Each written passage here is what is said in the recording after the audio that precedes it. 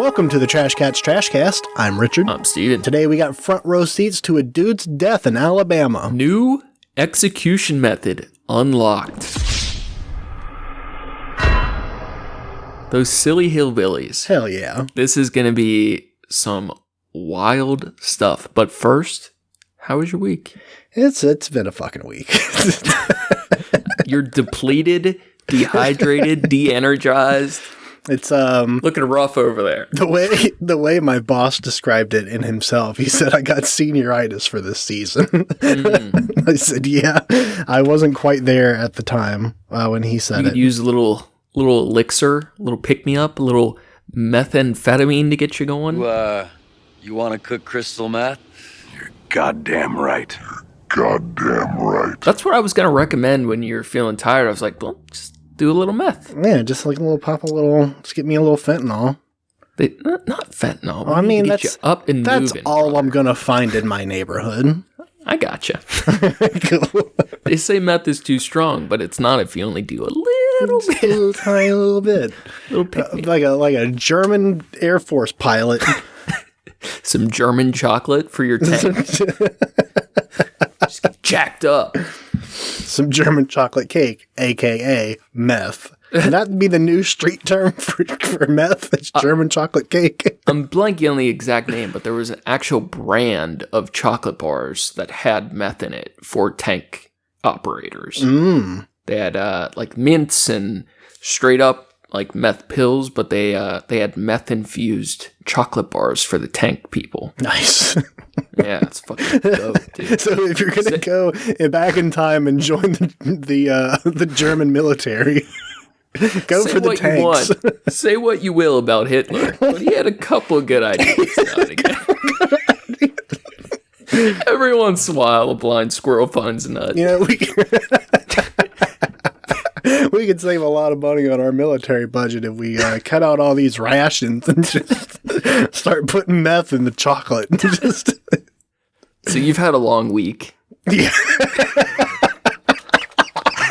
Yeah. Get slap happy quick. Yeah, exactly. You're hanging in though? I'm hanging in. Any dirty details you'd like to update us on, or well, you know, the shortest story is we have a new water heater now. Follow up question. Did you get any? I know you don't want to kiss and tell, but did you get any updates about Flat Earth? No. Did she reply to our interview request? She did not. She actually, I haven't seen her since. Interesting.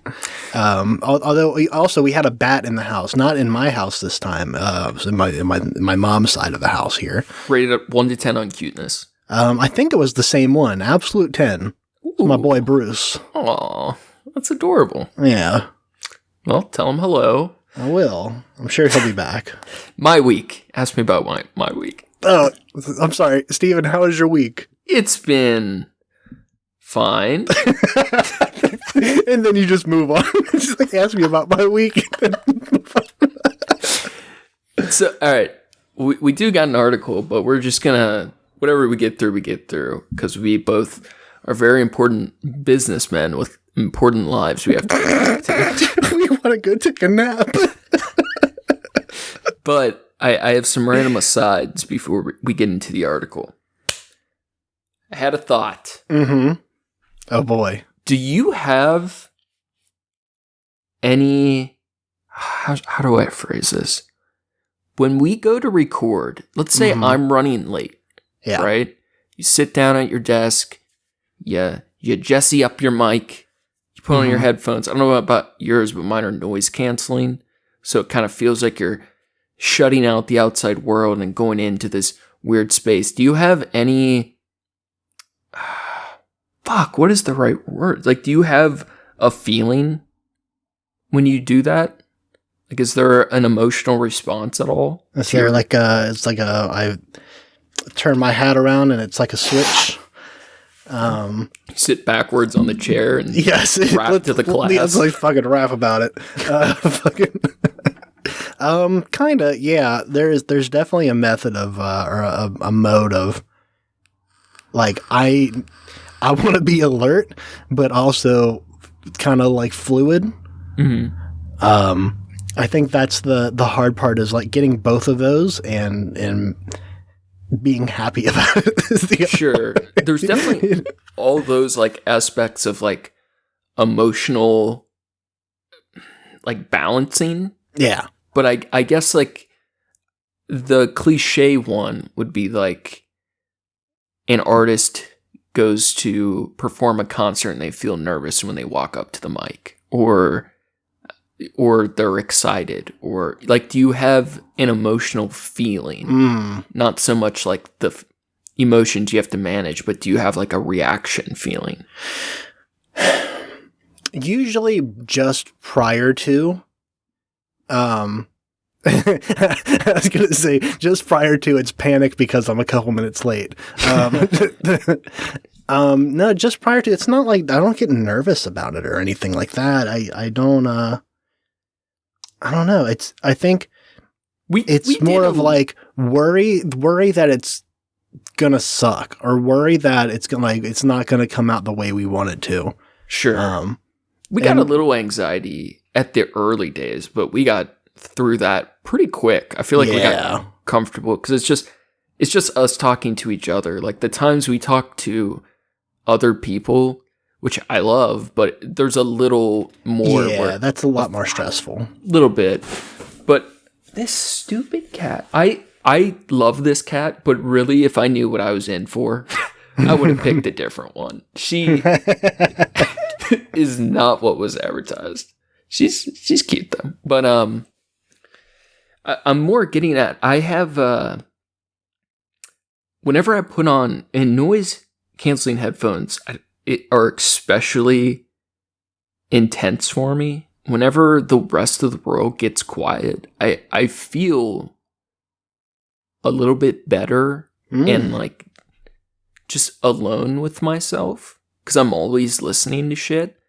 But anytime we go to record and it's like before you get there or I'm alone or whatever, I have an emotional reaction, even if it's mostly pretty minor. But especially if I'm not feeling great that day or whatever, I feel it a little bit more. And there's an element where I feel like if I just put a random microphone in front of 100 human beings, I feel like a lot of them would have that same feeling. There's some element of like, whether it's a Skype call, a cell phone, or video, or just the fucking podcast mic, there's an element of, it's being recorded. And I think there's part of us that wants to bare our soul a little bit. It's cheesy. But I feel like it's a thing where like when someone is listening, you want to get something off your chest more. Yeah, that's definitely true. I do enjoy these like the feeling of being recorded, because it's like a higher stakes conversation, almost, of like just a little bit. Because there are times in like conversation with like a normal, like regular level conversation where we bring up some of the things that we bring up and it's like, like fucking whatever. Or you might make an offhand remark about it, but it's also like, I don't want to speak to something that I don't know about, but also like I want to be a part of the conversation, especially when there's only two of us. Mm-hmm. So like you have to, come up with something. And I enjoy that. I enjoy the kind of pushing yourself into, like what's your gut reaction, and then like we'll weigh that a little bit. I honestly love being able to edit. It's so cool. Like there's you take out all the bad things that you say and leave in all the bad things that I say. I wish I prefaced more about things I don't know, but I try to be good about editing them, because we definitely make mistakes, and I'm very happy to admit that. It's like nice when we talk about a Chinese cult that what were we even referring to them with? The karma. Yeah, that was a wild one. But it's nice. The only difference between being right and wrong is admitting it. Like, I was wrong about that. Let's edit it. Yeah, thought you were going to say the only difference between being right and wrong is a couple minutes in the editing room. Just or a good lie. Yeah.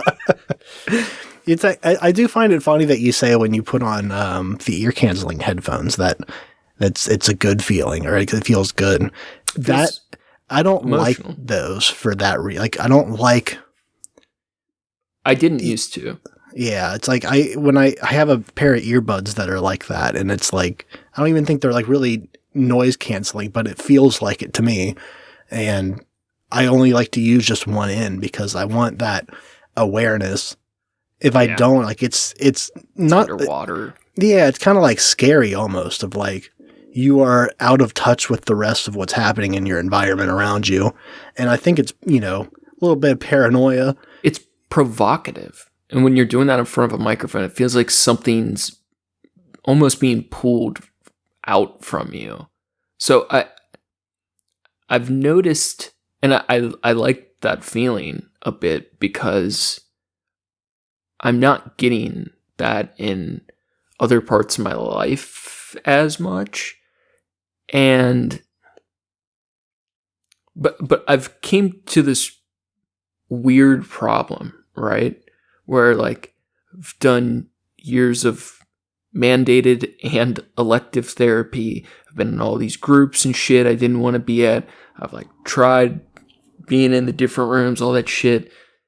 Definitely gotten used to having to talk about my feelings or what I'm thinking to get through different parts of my life while maintaining my freedom. And last episode, we talked a little bit about it, where I think a lot of people, it feels so narcissistic to say, but there's part of me that feels I'm meant to do something more, right? Mm-hmm. I think I feel like that's stupid or silly when I hear someone else say it, but it's one of those things where it's only of benefit to feel that, because it's like some sort of internal drive. Yeah. And when I sit in front of a microphone, I feel like there's something more I'm supposed to say. And then you think about it, it's like humans have talked forever. There's nothing so profound or meaningful or like intense I need to get out. But I also have spent my entire adult life outside of my art, where I can be really truthful, but it's kind of mystified in a visualization. But with my words, I've always had to really temper what I'm feeling. Like there's never been a time recording where like I'm never deceptive. I'm always very honest about how I feel, but I never can be truly like 100% honest about how I feel. And even with like people in my life, like I used to a lot more, but most people can't handle that in a relationship, whether it's friend or partner either. And there's something, I don't know, there's something really tricky where like when we go to record, sometimes I feel like I'm walking the line on a choice of like, do I say what I really feel, or do I have to temper it? And I think that's why it feels like just every once in a while, it feels like an extra, I don't know, like emotional provocation when we start. Do you know what I mean? Or am I just like, this is goofy? I think you're just a whack job. I think so more and more, man. I do get like I don't want to say the first thing that comes to my head, but it's not, I don't feel like I'm like restricting myself from saying something. It's more that I want to say what I mean and mean what I say. You're such a measured and in control of, I feel like you're very in control of your thoughts. I almost have to be because of the stutter.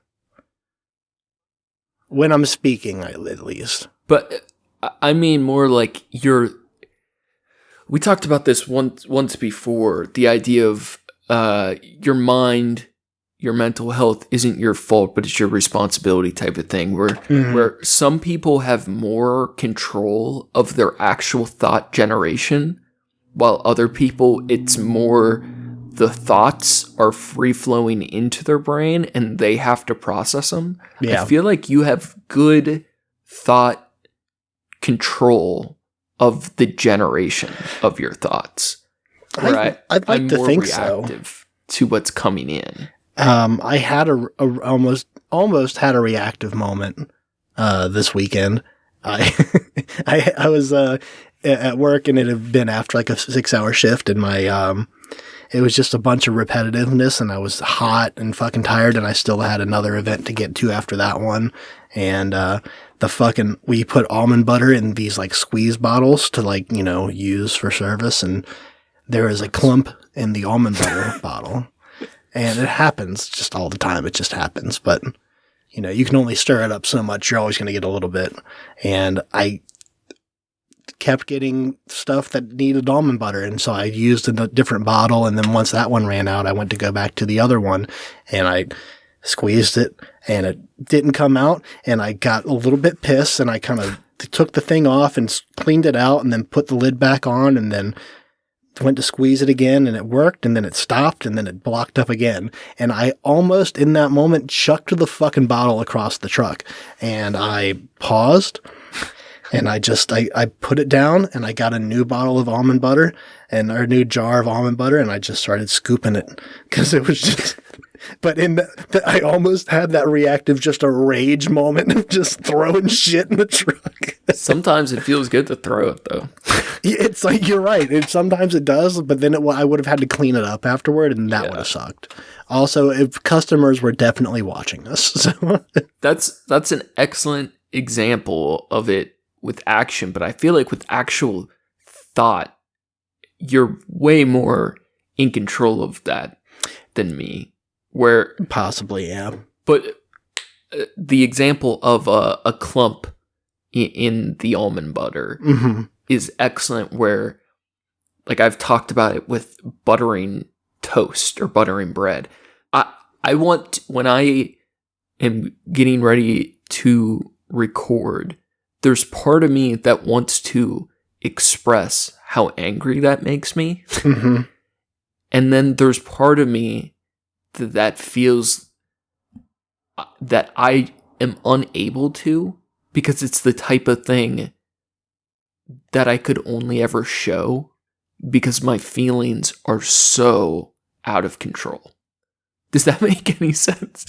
Where like if I want to express anger verbally, I feel like I can, but it's never fully truthful because I am unable to express the limitless of some of the feelings I have. Okay, yeah. So when you say unable to, you mean don't have the ability to. Well, it's like the words don't carry enough consequence. Yeah, it doesn't do it justice how angry you are. Even at such a small thing. Yeah. Where it's like, and then like approaching a bigger, more profound topic, it's like, I feel like we do pretty good. I'm definitely trying my best with speaking. Like, I've found new parts of myself through trying this for a prolonged length of time. But there's, in my art, I feel like it's closer to it, but there's no way for me to express eye to eye with another human being how I feel. Like, we are alone in this world. Even together, you can't make someone feel what you're feeling. And I feel like I have a lot of feelings where there's no way that I could get someone else to feel what I'm feeling. I feel that a lot. And most of the time, I feel like that leaves me pretty distant, but when I go to record, like I feel way more emotionally connected or in tune. So there's this tempting feeling where it's like now's the time. Say that shit. Mm-hmm. You know what I mean? Yeah. But it's like for good and bad, have to temper it a bit, you know? Yeah. I mean, we always have editing. Like, I'm not worried about, like, saying something too bad or too wrong. Right. It's more the futility of, like, I don't want to be screaming like a psycho every week with a message that other people can't hear. Right. You know? It's more like I don't know, that feeling of it, though. I don't know, man. Let your freak flag fly. Also, just buy whipped butter. It spreads so much better. Is that the key to happiness? It really is. If you're having trouble, cream, though. Weren't you just talking about having trouble putting butter on toast or some shit? Yes, I was. So, I mean, just do that instead. Just whipped cream? Yeah, just buy some heavy cream and just pour it right on your toast. So, I don't know. I don't know what I was getting at, but I think everybody should write or record or something. Like, I wish there were things I started when I was younger, because they change you a lot. Yeah, documenting your thoughts, even in, like, bullet points, is great. Like, I never got into, like, journaling or anything like that, but, like, bullet points of the things that you were thinking, things that you need to do, especially, like, if you just, like, start with, like, a to-do list, that's a good way, at least, to organize your thoughts, even if it's not, like, about your morals and philosophies and thoughts about yourself and shit like that. Like, it doesn't have to start that deep, but if you, like, get a, little pocket notepad or something. Moleskin. It makes things more permanent. Existence is so wishy-washy. It feels good to make marks on things. It feels like something actually happened when everything is so meaningless. Speaking of meaningless, do you want to talk about this dude that's going to die?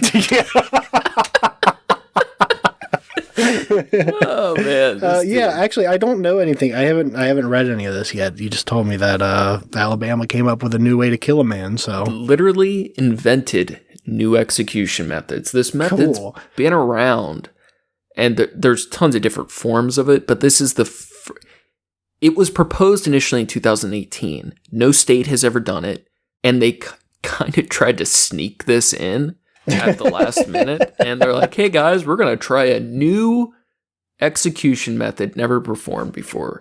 Montgomery, Alabama. Alabama is seeking to become the first state to execute a prisoner by making him breathe pure nitrogen. Wow. The Alabama Attorney General's office on Friday asked the state Supreme Court to set an execution date for death row inmate Kenneth Smith.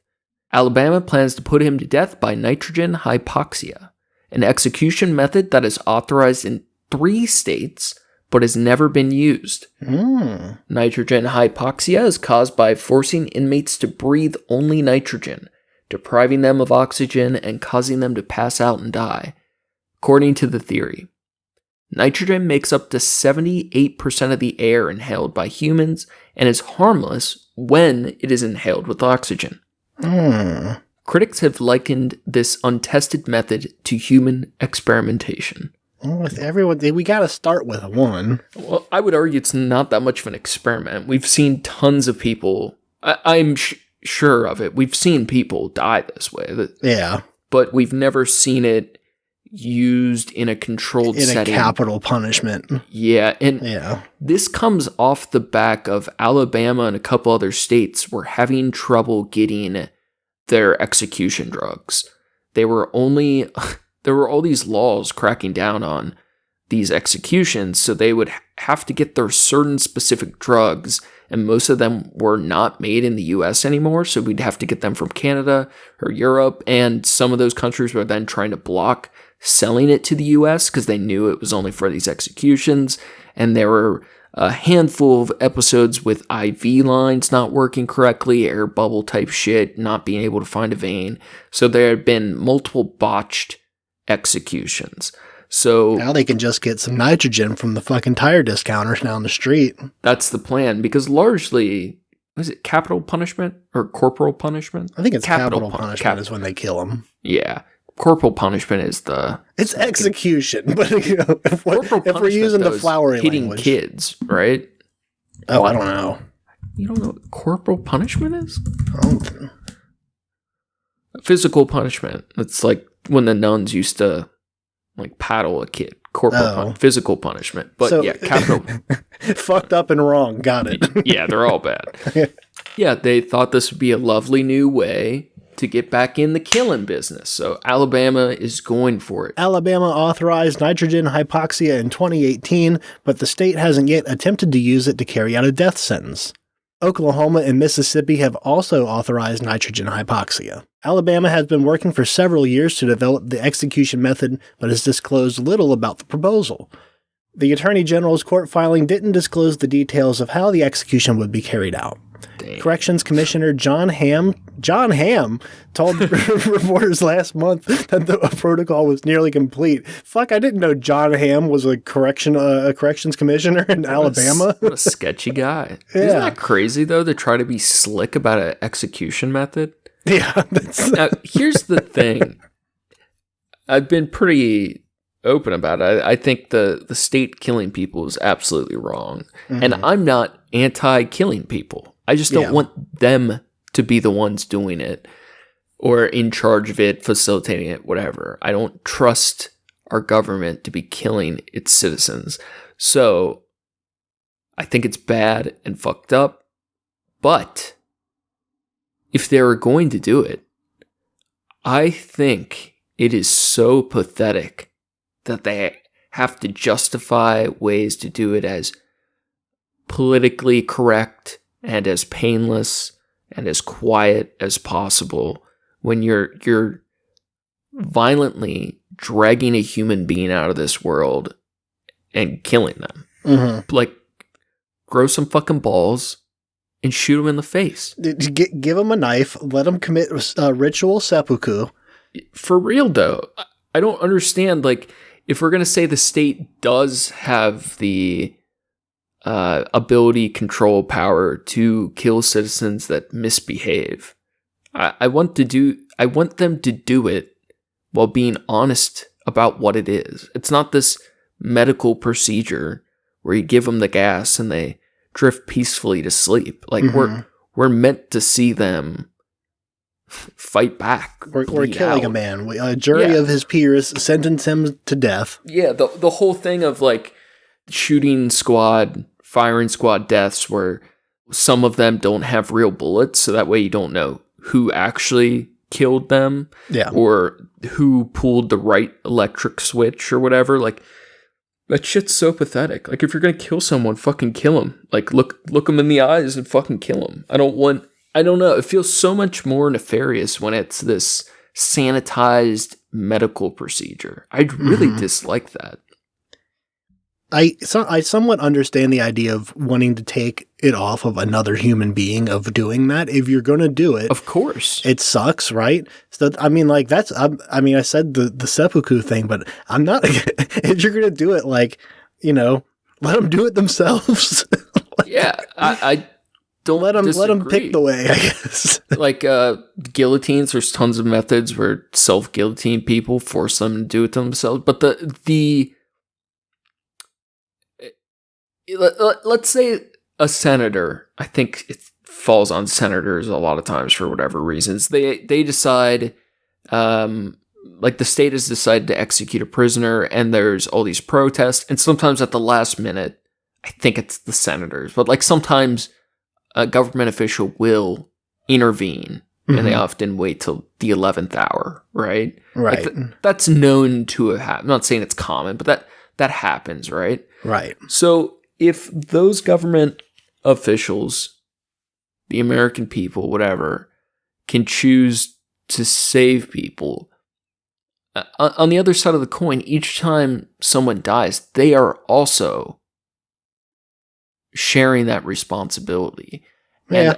And it's, you're pawning it off. Like when you have an executioner in the old days, those guys were paid dirt money or often just alcohol. They travel city to city just doing the executions, right? There were people that was their whole career, right? We pawned our sin eating, all of our guilt, all the PTSD, all the whatever, the horror of executing a human, we put it on some loser, alcoholic, fucked up dude to go town to town to do it for us. So we don't have to have that metaphorical blood on our hands. Yeah. And now it just keeps getting farther, right? So once it becomes a medical procedure where you can't prove who even started the gas or pulled the whatever, like, yeah, there's meant to be a cost. Like, I don't want the executioner to putting it all on one random dude who just needs a job, but I still think that is better than removing that base human reaction completely. Mm-hmm. We should have fucked up executioners opposed to an algorithm running a gas mask. Yeah. Like, that's just so crazy. There we go. Put it on the AIs. I mean, teach the AIs to kill people. We're getting there, man. It's on its way. That's how it starts. You know, I wasn't really sure about the AI takeover, but now I understand how it starts. As soon as they get control of the nitrogen. We're like, we need you to do the killing for us, and then the thirst for blood. Speaking of the 11th hour, Smith's execution initially was by lethal injection, but it was called off last year because of problems with the intravenous lines. Smith was convicted in 1988. Long ass time ago. How many years is that? 12 plus 20, like 34 years ago? Yeah. He was convicted of a murder for hire slaying of a preacher's wife. Yeah. Now that makes a little more sense. Mm-hmm. It was a preacher's wife. You don't fucking stab the preacher's wife. That's a big no-no in Alabama. Get the preacher. But imagine 32 years later, you really want to kill a dude. It just seems like you should have killed him that first year or not at all, right? Yeah. 32 years? Yeah, that's the thing. That's the thing that kills me about, like, you're sentenced to death. Okay, well, you're going to spend a life sentence in jail first. Yeah. And then you're going to die. And then, you know, we'll get around to it later. And it's like, that's rough. Like, it seems like a waste of taxpayer dollars going to feeding and housing somebody that they're going to kill anyway. Absolutely. It's a shitty way to look at it, but that's... I could be overestimating, but I'm fairly certain because I don't know how many states it's legal to begin with, but I think in over 50% of the United States, if you get a death sentence, if you don't want to die, you almost don't have to. There's so many appeals and ways to drag it out. Mm-hmm. Unless you want that execution to happen quickly, most of the time, I would say 50% of the time, you aren't going to get executed. Mm-hmm. In some states like Alabama, that's not true though. But prosecutors said Smith was one of the two men who were paid $1,000 to kill Sinnette on behalf of her husband. I guess her name's Sinnette. So the husband, the preacher, Reverend Charles Sennett, was the one who paid Smith and another gentleman to stab his wife to death. Jesus. So the preacher hires two goons, stab his wife to death, and Smith does it. Supposedly the Reverend organized this killing of his wife because he was deeply in debt and wanted to collect on the insurance. So who's he go to? He goes to Smith. Elizabeth Sennett was found dead on March 18th, 1998, in the couple's home in Colbert County. The coroner testified that she had been stabbed 8 times in the chest and once on each side of the neck. The pastor killed himself a week later. Damn, I was wondering what was going to happen with him, because we're executing the killer 30-some years later, but the pastor got out of the whole situation that week. as soon as the heat was coming down, he just offed himself. Which is so salty. It's like, kill yourself first. Like, you created this whole rigmarole. You went through this whole bullshit. You got all this. You got this other guy to go commit a crime for you. Now he's gonna die for it. Your wife's dead now, and you maybe you paid off the debt, but you still killed yourself. I would argue any reverend that has a wife should have her stabbed to death and then kill himself, just as just for sake. I think what just he for did was good very, precaution. I think what he did was very kosher. I think he did it exactly how he was supposed to. God damn it. A number of Alabama inmates, including Smith, in seeking to block their executions by lethal injection, have argued they should be allowed to die by nitrogen hypoxia. That's rough. They're like, this fucking lethal injection shit sucks. So they're basically arguing for the nitrogen. Yeah. The disclosure that the state is ready to use nitrogen hypoxia is expected to set off a new round of legal battles over the constitutionality of the method. What do you think they're going to rule? Like, what do you think America will say to nitrogen hypoxia? Someone's gonna have a fit about it, and someone's gonna bring up. It's a super efficient method. I foresee far less complications than the typical lethal injection, execution, gassing, whatever. Like, it is very easy and effective. I think what will determine if it becomes legal more than anything is if there happens to be any random complications in the first handful of attempts. Yeah. Like, if things go smoothly with Smith and the next couple people they inevitably try it on, I think it'll be a new standard. Yeah. Yeah, I mean, fucking... It's a clean kill. Yeah. It's like, they're gonna do it anyways. Fucking might as well make it, I don't know, painless as possible. Yeah. I feel that way. If you're not gonna let me commit fucking seppuku, just give me a gas mask and let's get it over with. Yeah, if they're not gonna look you in the eye and do it themselves like they should, then I do think it should be as painless as possible. Mm-hmm. It's just so fucked up. Like, I don't understand how... Like, I'm supposed to be a scumbag. I don't get how the state is allowed to be that... More of a scumbag? Yeah. How are they allowed to be that evil? I just don't really get it. Because like I said, I'm kind of a pro-murder person. I'm kind of an eye for an eye type guy. I like violence. I want to see that on like a Tinder profile. I'm an eye for an eye kind of guy. But I don't like the state taking eyes, right? They're supposed to protect our eyes. To take everyone else's eyes. Yeah. Jesus. Yeah, that's some wild shit. I'm glad you brought this to my attention. It's concerning and interesting, and I don't know what I hope to come from it, but I'm eager to see how it plays out. Yeah. So I kind of had eager to see how it plays out. It sounded bad, but I get what you mean. Some fucking hillbilly murderer in Alabama is gonna die, and it's gonna be in a fun way. That's like the coolest thing to happen all week. Like, what the fuck else is going on? It's pseudo. It's almost like it's hitting the medical, the medical science, headlines and shit. Yeah, yeah, it's fun stuff. Enough, I'm sick of hearing about all the fucking indictment shit and like the Republican debates were. Honestly, they were probably more fucked up than this, but pretty fucked up.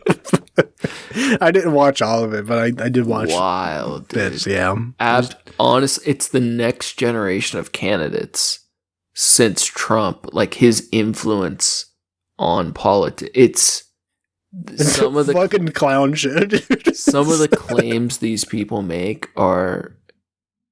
My grandpa was a Republican judge. He would be sickened. He would be so upset to see what his party has become.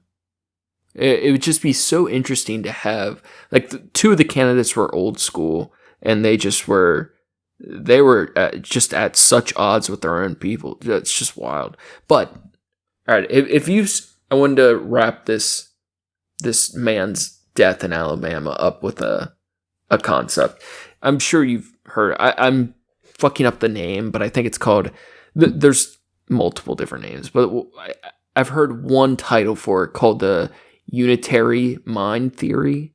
Mm-hmm. Unitarian mind. Some people call it the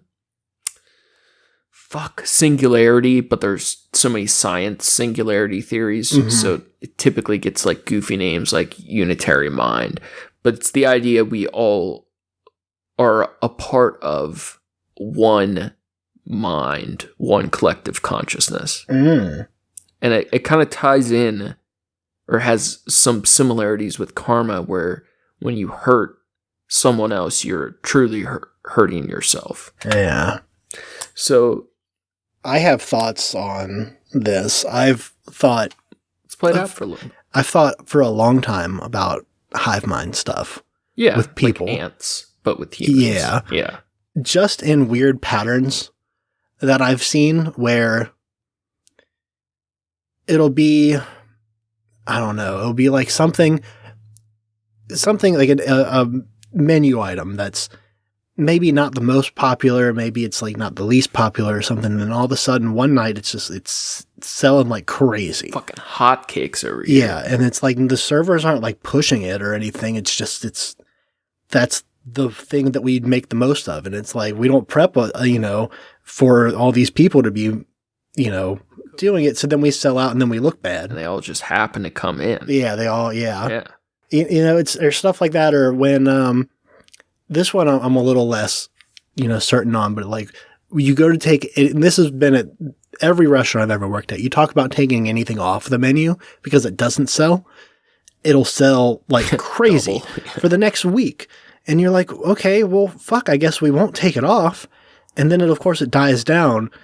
And there's a certain part of it's like, well, maybe you notice that it's selling more because you were considering taking it off and like you're really paying more attention to it. Sure. But I know that that's not always the case. But it happens a lot. It happens all the time. Or like just one day, it'll just be, you keep hearing the same question out of nowhere. We had, 3 people ask a question that I'd never heard before. It was like, is your granola sweet? And we were like, well, there's a little bit of sugar in it, but it's not like a sweetened or anything like that. It's not like... So some sweet nuts that day.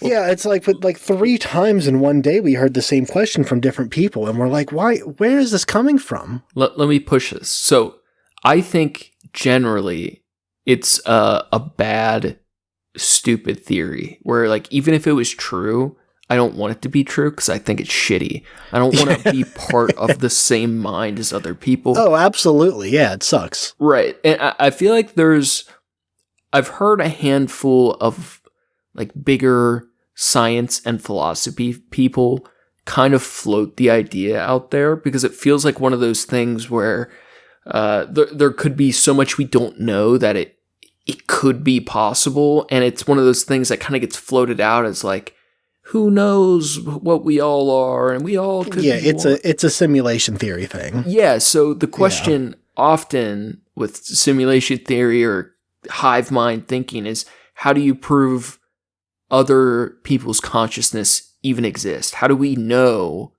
everyone else isn't just a figment in our imagination, or we're part of their mind, right? And that goes back to like the Plato thing, right? Like what is real, or the cave paintings true reality, right?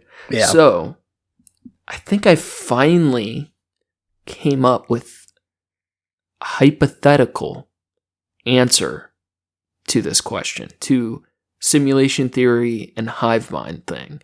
The only way to prove that would be to end all of their consciousness. So if you truly believed that, you would have to just murder everyone. I think there's a couple steps in there that you could probably take before getting to that. Well, there's tons of steps you could, but what if the only way to truly prove you were the only consciousness is then to make certain that you are the only consciousness? Yeah. So I feel like yeah. If you were speaking with someone who is simulation brained, they believe in that shit, the outcome of their beliefs is that they should be trying to end consciousness at every turn. Or else they don't believe what they're saying. I don't know that if you believe that, if you think that. Well, if you want to know it's true. Well, yeah.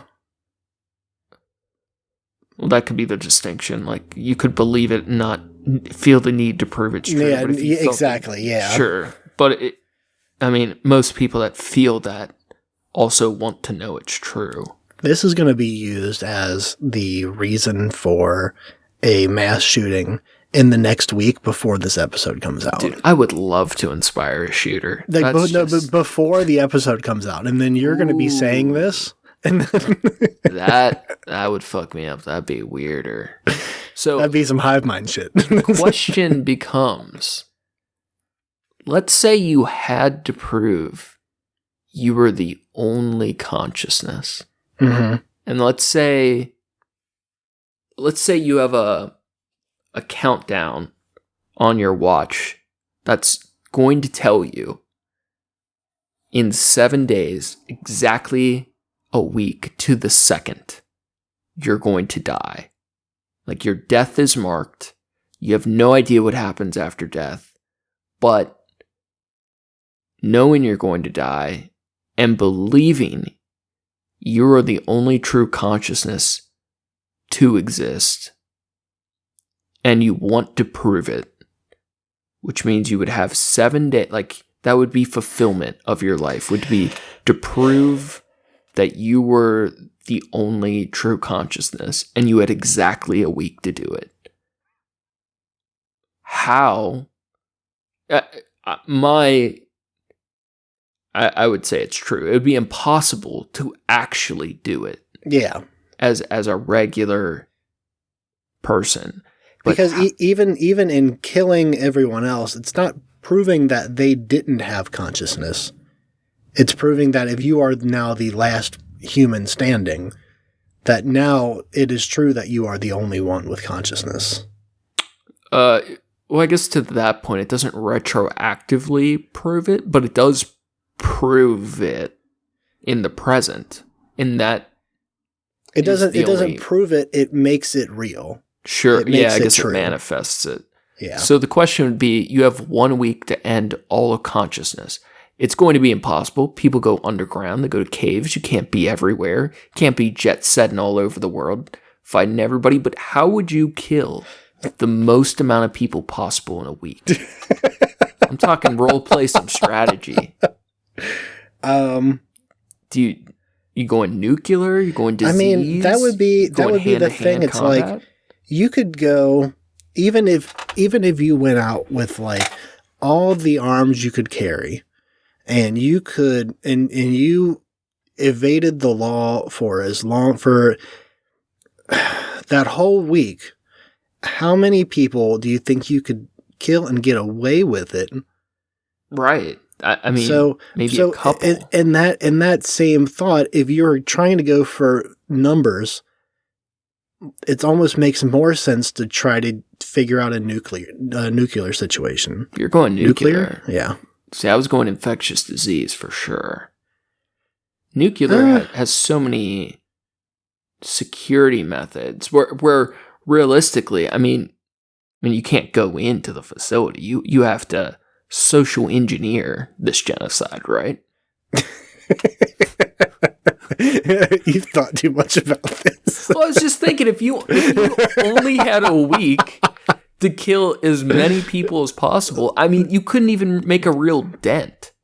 But what's the farthest you could go? Like, that's hard. Yeah, I don't know. I think small, structured on large. Okay, I'm editing that. Yeah, that's. I mean, good night, Trash Cats. It's been a pleasure as always. I love that you just have that now to use for whatever you want to. To clarify to the FBI, who we do know we have one FBI listener. Oh, for sure. His name's Stan, and sometimes he messages me about how disappointed he is. But I tell him we appreciate his listens and just to stick with us. And he always says he'll listen to one more episode before reporting us. But I can never really tell with Stan. Mm-hmm. You're not my real dad, Stan. He's a good guy, though. Yeah. I appreciate Stan. Thanks again for listening, everybody. Thank you to Approaching Human for the use of his music. You can find his work on SoundCloud at Approaching-Human. Thanks, John. Make sure to check out the show page at Trash Cats Trashcast on Instagram for news and arts from the show. Check out Facebook for the memes. For the memes, if you're super bored, you can check out my trashy art on Instagram at Skyzix, SKYZACX. It's slow, but it's always coming. Always working on He's always uploading plans on how to as many people in a short amount of time as possible. So you're gonna have to edit so much of that. Thanks again for listening, guys. Appreciate you sticking around, and fun stuff on the way. That's going to be all for us today. Stay classy, eat trashy. Go fast, eat trash.